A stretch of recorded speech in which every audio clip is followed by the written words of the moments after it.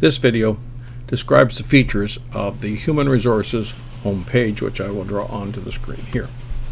Starting on the top bar, we have the attendance, which is generally speaking the teacher attendance, which can be taken either by the front desk or the Human Resources person, sometimes the same, one and the same. And we can produce the teacher weekly and the one teacher attendance records. The blank application produces a blank application form for a potential hire. Contracts is important. This is the area where you are dealing with building and maintaining contracts. This is the home screen listing all the contracts by type, draft, final, or not issued. For example, in some of the, almost all of the local staff often don't get a contract issued because it's they are dealing under the local contract, but we still want to enter their salary under our Schedule 1 and so on, or we can't do their payroll. You see here it's got the start date and the end date and the salary local, totals them by type. You also then have this Schedule 1, which is important. I will flip over to it as an example. Schedule 1 outlines in detail all of the contract information or contract agreed upon factors. For example, the contract start date, the end date, the contract term, the type of staff, the salary, and down in here we have the benefit package. This is all important for every staff to have this filled out and maintained, and we can use the PDF to execute and send a PDF as required.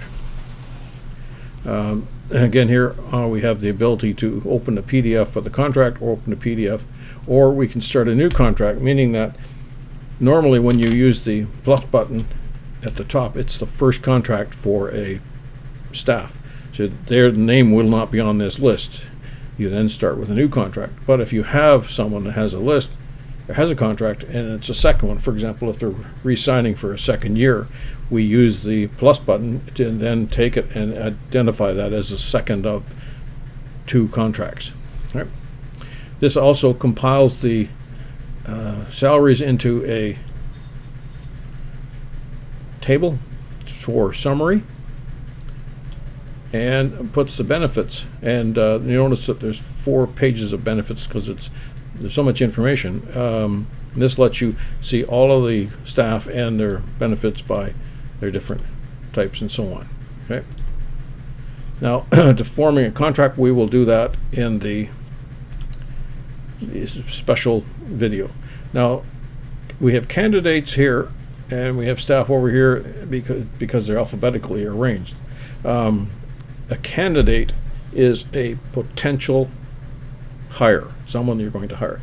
Now, you tend to get a lot of resumes. Many of them you just review and set on aside on a pile that won't be dealt with.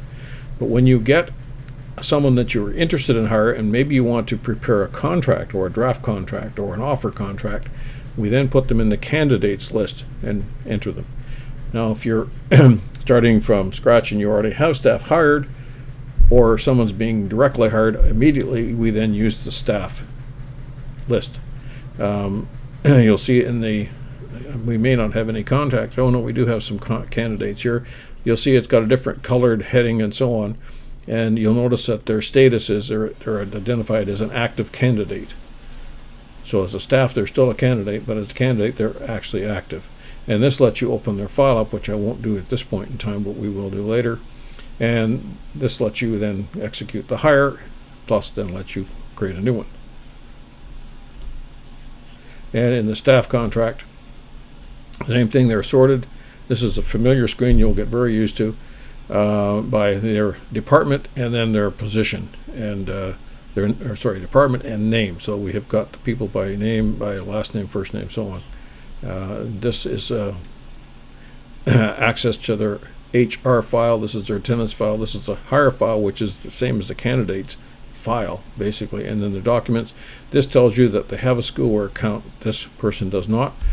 Often, a number of the staff do not need a schoolware account because they're not accessing any computer information.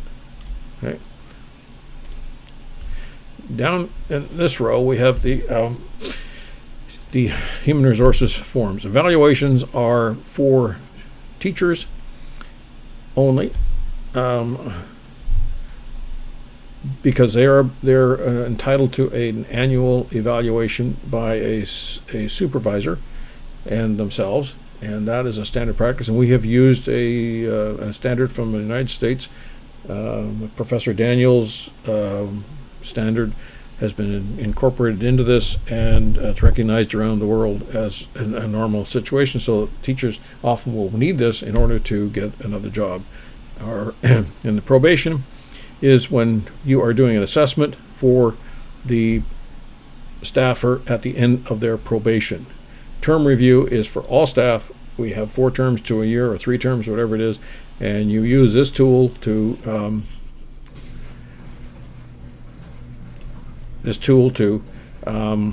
do a review on the staff. An application form is so that you can fill it and send someone an application form.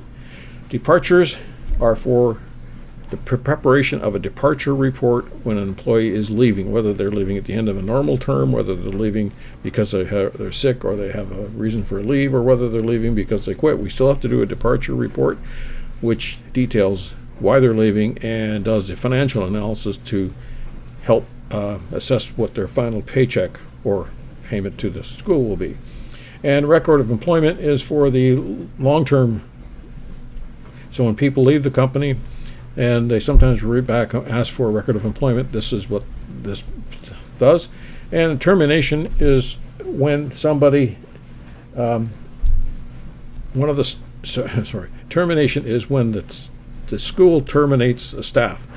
You cannot just arbitrarily terminate a staff. We need to prepare a report which is submitted to the owner to get the owner's blessing in order to terminate this staff. Now, on this brown button bar is more of the personal information. This is for expenses, so you can fill out an expense form.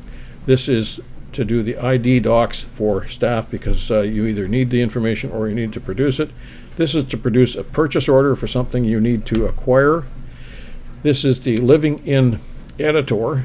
Human resources should really be involved with that in many ways, and the same with the policies. This is the editor, not the viewers. So you see down here we have the living in and the policies. These are the view functions. These are the editing. And the schoolware accounts is access to the schoolware accounts so that you can update if someone forgot their account or their passwords or they need it updated or something like that. And then the work order, so you can, if necessary, create a work order to have something repaired.